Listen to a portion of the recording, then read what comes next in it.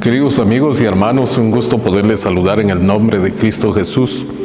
Continuamos con nuestra serie y consideramos que en esta oportunidad nuestra enseñanza va dirigida directamente al mayordomo, directamente al cristiano, directamente a tu vida. Por eso hemos titulado este mensaje Mayordomos de su presencia.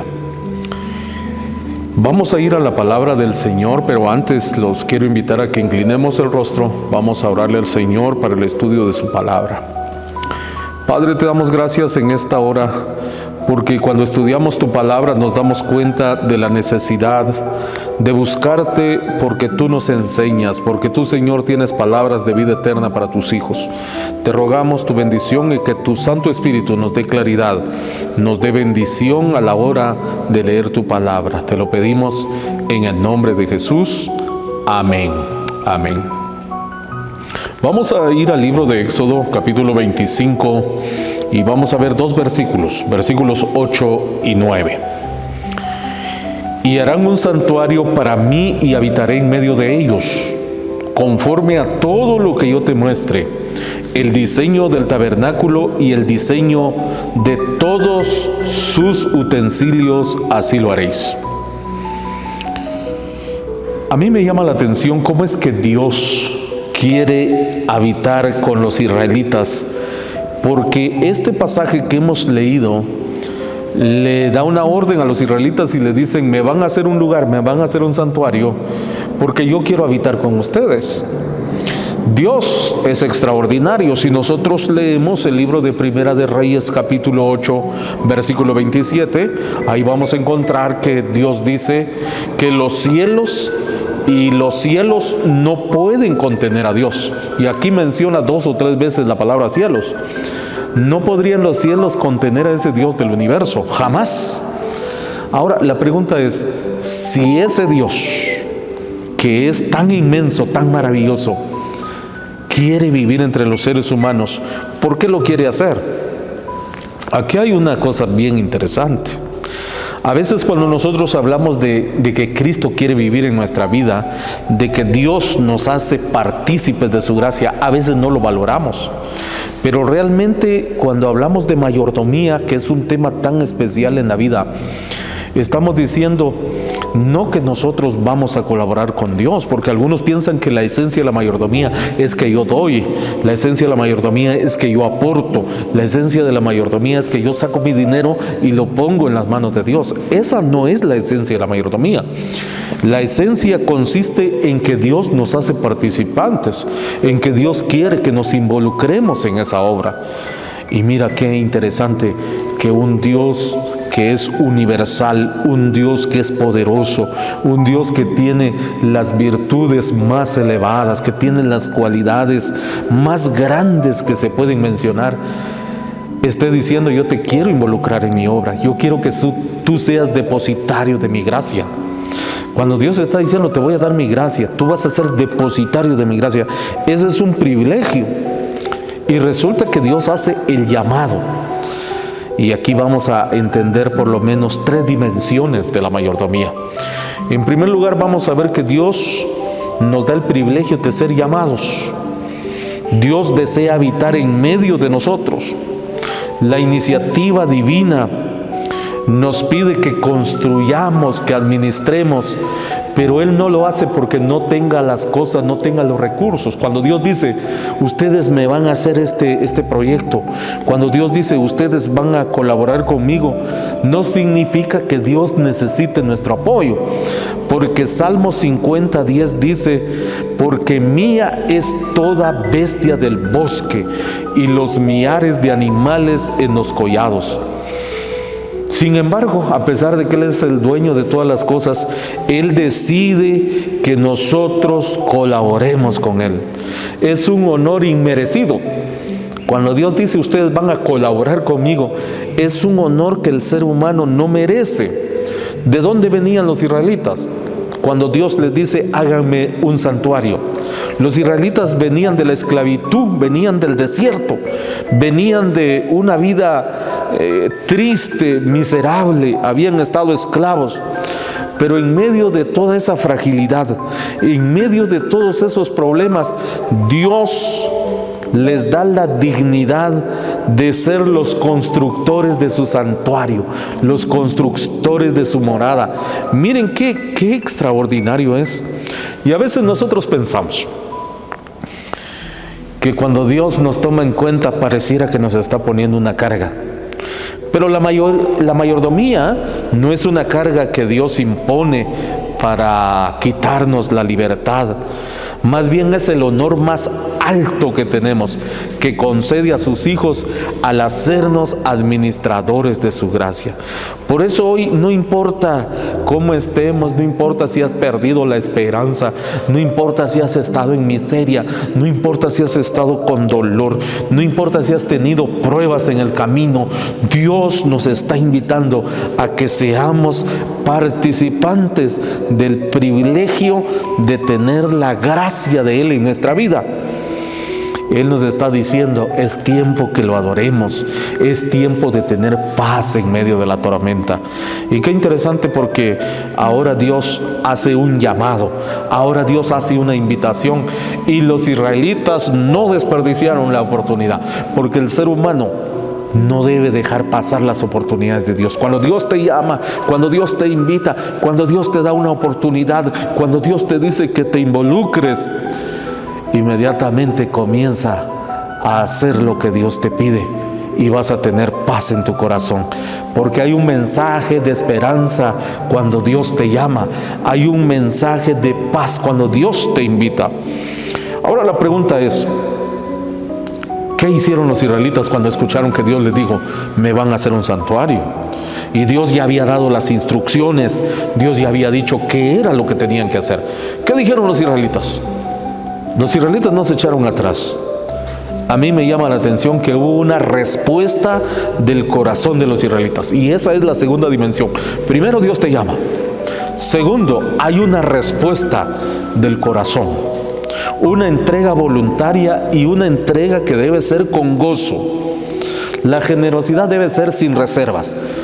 ¿Cómo esta gente que venía de la esclavitud iban a tener recursos para hacer un santuario? Eso es buena pregunta. ¿Cómo es que Dios sabía que ellos venían de sufrir allá en Egipto, de hacer lodo, de hacer ladrillo, que no tenían muchas riquezas? Pero ¿cómo es que Dios les pidió? Dios no estaba pidiendo el dinero de ellos, Dios estaba pidiendo el corazón. Y vean que cuando los israelitas oyeron ese llamado, hubo una generosidad sin reservas de parte de ellos. El relato bíblico nos enseña que las condiciones divinas requerían que esta ofrenda que llevaran para hacer el santuario fuera voluntaria y fuera de corazón. El pueblo debería de traer una ofrenda para hacer el santuario. El pueblo debía de dar voluntariamente, y Moisés debería de aceptar la ofrenda. A veces nosotros pensamos, mi condición no es la mejor. Estoy endeudado, estoy enfermo, vengo de pasar una crisis. Y todos estos hubieran sido obstáculos valederos para los israelitas cuando les dijeron, ustedes me van a hacer un santuario. Todo esto que estoy mencionando, ellos pudieron tomarlo como un pretexto para no colaborar con el santuario. Pero me llama la atención que se volcaron, que los israelitas comenzaron a traer los recursos. El mismo Éxodo, el libro de Éxodo dice que el pueblo traía más de lo que necesitaban para la obra. Eso dice Éxodo 36:5. Cuando Moisés dijo van a traer, ellos trajeron en abundancia. Ellos llevaron lo que se les pidió. Y llegó el momento en que Moisés tuvo que decir, ya no traigan más. Este es el momento que ustedes han traído lo suficiente, han traído de más. Necesitamos, pero en realidad este momento que tenemos es un momento glorioso. Tenemos todos los recursos. Tal vez nuestra condición es humilde. Tal vez nuestras crisis han sido severas, han sido fuertes, pero cuando nosotros nos entregamos sin reservas a Dios, hay una bendición grande, hay un milagro, hay abundancia. Y es que en el nombre del Señor las cosas se multiplican, las cosas abundan cuando nosotros estamos dispuestos a obedecer a Dios. Nosotros podemos entender que este pueblo no solamente siguió las instrucciones de Dios, sino que rápidamente intervinieron, rápidamente trajeron lo que se les había solicitado. Ahora, hay un peligro a veces. A veces nosotros no estamos bien enfocados, no ponemos nuestra mirada en las instrucciones de Dios. Cuando eso sucede, hay un peligro, porque los israelitas se les había dicho que hicieran un santuario, pero rápidamente ellos desviaron sus ojos, ellos rápidamente comenzaron a ver a otro lado y comenzaron a caer en idolatría, hicieron un becerro de oro. A veces en la abundancia hay un peligro, amigos. La abundancia puede traer generosidad, puede traer dadivosidad, pero también es un peligro. A veces la generosidad, la abundancia nos puede llevar a cometer errores. Por eso es que es bueno tener los ojos en Jesucristo, es bueno tener los ojos en el autor y consumador de la fe, porque solamente a través de Él nosotros estamos seguros. Ahora yo te digo algo: damos con alegría, no para enriquecer a Dios, sino para enriquecer nuestra propia alma, liberándonos del peso del egoísmo. Cuando tú llevas, cuando tú donas, cuando tú aportas, cuando tú estás poniendo tus recursos en las manos de Dios, no estás dando para que Dios sea rico. De por sí Dios tiene toda la riqueza.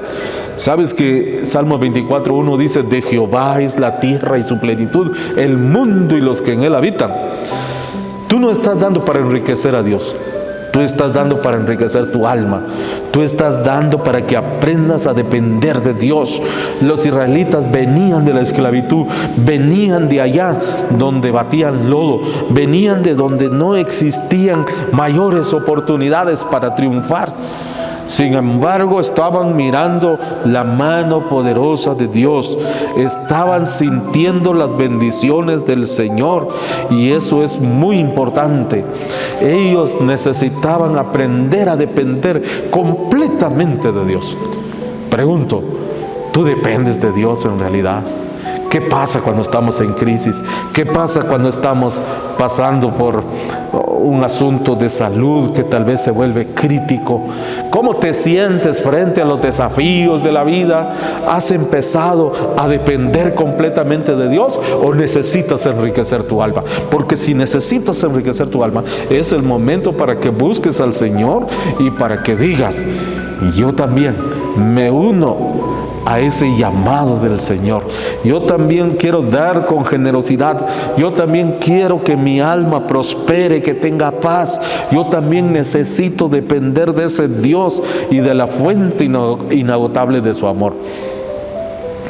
¿Sabes que cuando los israelitas hicieron esto, Dios les dio una promesa? Y yo quiero leer el versículo 22 de Éxodo capítulo 25. Éxodo 25, 22. Y dice ese versículo: y de ahí me declaré a ti, y hablaré contigo de sobre el propiciatorio, de entre los dos querubines que están sobre el arca del testimonio, todo lo que yo te mandare para los hijos de Israel.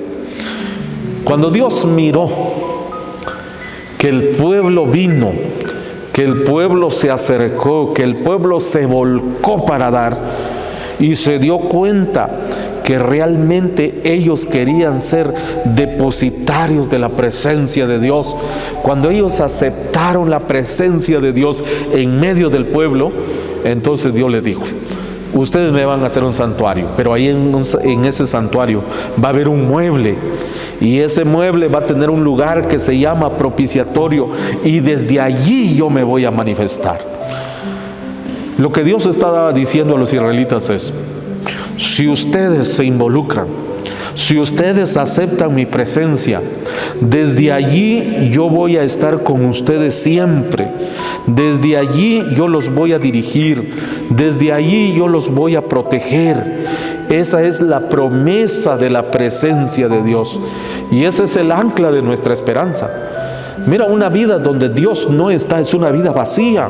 Y como decía el cantante, ¿qué sería de mí si no me hubieras encontrado? Fuéramos como un pájaro herido que se muere en el polvo, que mezcla su sangre con el polvo.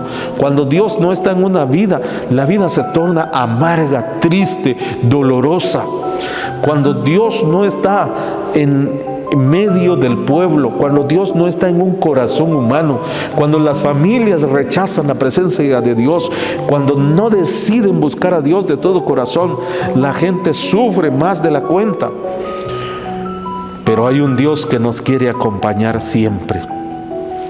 La presencia de Dios en ese lugar, en ese tabernáculo, ahí mismo se manifestaba Dios, porque ese lugar, la tapadera de ese mueble en el santuario, era precisamente la Shekinah, así se le llamaba, y desde allí Dios hablaba y se comunicaba con sus hijos. Dios siempre quiere estar presente con nosotros y quiere traernos un mensaje directo de aliento para vencer el desánimo. Cuando Dios está con nosotros, amigos, pueden haber momentos tristes, pueden haber momentos crueles en la vida, pueden haber desengaños, pueden haber momentos muy oscuros, pero cuando Dios está con nosotros, Él promete desvanecer el desánimo, Él promete restaurar a sus hijos.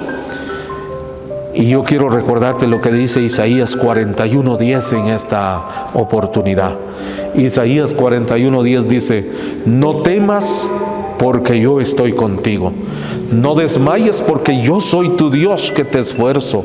Siempre te ayudaré, siempre te sustentaré con la diestra de mi justicia. Y esa es la esperanza que Dios tiene y que tiene el ser humano. La esperanza que Dios le da al hombre, le da a la mujer, le da a la juventud de este tiempo. Esa es la consumación del plan de salvación, que Dios esté con nosotros y que sea nuestro Salvador siempre. En ese santuario que Dios pidió que hicieran los israelitas, era como una miniatura de lo que Dios iba a hacer con su pueblo. Dios quería estar con sus hijos. Por eso un día Jesucristo vino y se encarnó y habitó entre los hombres, habitó entre los seres humanos, caminó con el ser humano. Pero Dios también tiene en el cielo un santuario, y es ahí donde los hijos de Dios un día llegarán. Por eso Apocalipsis 21 dice que hay una morada, la morada de Dios. Y en esa morada los hijos del Señor van a vivir para siempre un día. El pueblo de Dios vivirá por la eternidad con ese Dios que lo ama, con ese Jesús que derramó su sangre por ellos. Cuando Dios dijo: háganme un santuario, estaba diciendo: yo quiero vivir con ustedes ahora, pero un día quiero que ustedes vivan conmigo en el reino de Dios. Dios no solamente nos invita que nosotros recibamos su presencia, sino que nos hace un llamado, nos hace una invitación y nos dice que nosotros somos cristianos privilegiados, mayordomos privilegiados. Dios no nos ha dejado huérfanos, no nos ha dejado desamparados. Él ha provisto un plan de salvación para ti. Él desea que tu vida sea un santuario. Él desea que tu vida sea un lugar donde Cristo habite. Y entonces tiene razón aquel artista que dice: Dios, transfórmame en un santuario. Dios, transfórmame en el depositario de tu gracia. Dios, por favor, transfórmame en una persona diferente. Por eso, cuando tú administres tu vida, tu familia, tus finanzas, tus talentos, hazlo con la certeza de que Dios camina a tu lado. No te desanimes frente a la prueba, frente a las dificultades materiales. No te desanimes porque Dios es el dueño del oro y la plata. Él es el dueño de tu futuro también. Él es el dueño de tu mañana. Tú no estás solo en este mundo, en esta vida. Tú caminas, pero Dios camina contigo. Este es un llamado para ti. Dios también quiere que tú seas un fiel mayordomo de los recursos que Él te ha dado. Dios también desea que tú administres bien tu vida, tu tiempo, pero cuando te sientas en problemas, cuando mires que no puedes, cuando parece que la vida se está complicando, cuando la vida parece que se está terminando y no tenemos otro recurso para enfrentar las situaciones graves de este mundo, entonces recuerda que Dios dice que va a estar con nosotros siempre. Qué gran privilegio que tenemos. Dios quiere estar con su pueblo. Él desea ser nuestra fuente de seguridad, nuestro guía para que podamos vivir con Cristo y con una vida abundante. Hoy te invito para que vengas a Cristo Jesús. Hoy te invito para que puedas decirle al Señor: yo también quiero tu presencia. Yo también en este mundo no quiero caminar solo. Yo también en esta vida necesito tu presencia en mi familia. Necesito tu presencia en mis finanzas. Necesito tu presencia en mi trabajo. Necesito tu presencia en mi salud. Tal vez has pasado momentos donde tu salud se vio afectada, estás enfermo, tienes un cáncer, tal vez tu riñón no está funcionando bien, tal vez tus pulmones están afectados, tal vez tu vida se está consumiendo, tal vez estás pensando como los hebreos que estaban esclavos allá en Egipto: se nos consume la vida aquí en medio del lodo, se nos terminan las fuerzas aquí en la esclavitud. Pero hay un Dios que te ama, pero hay un Dios que no te ha olvidado, pero hay un Dios que puede sacarte de ese lugar donde se ha convertido en un lodo cenagoso, en un pecado horrible que te esclaviza, que te duele. Y tal vez has pensado: yo no puedo llegar a Dios, yo no tengo con qué llegar a Dios, yo no puedo hacer las cosas. Pero ese Dios te quiere dar su gracia, pero ese Dios te dice que tú eres un mayordomo de la presencia de Dios. Tú eres un depositario de la gracia de Cristo. Y aunque el diablo quiera decirte que estás esclavo, que estás en miseria, que estás acabado, que eres una persona fracasada, que no vas a poder vencer, la palabra de Dios dice: todo lo puedo en Cristo porque Él me fortalece.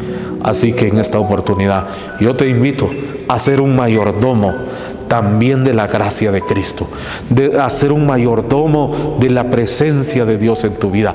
Administra la presencia de Dios en tu vida y verás cómo las cosas cambian. Si antes eras un esclavo, Dios ahora te dice: es tiempo de vivir en libertad. Es tiempo de recibir al Señor en tu corazón y de tener la presencia de Dios en tu vida. Deseo que Dios te bendiga y que traiga paz a tu corazón en esta oportunidad.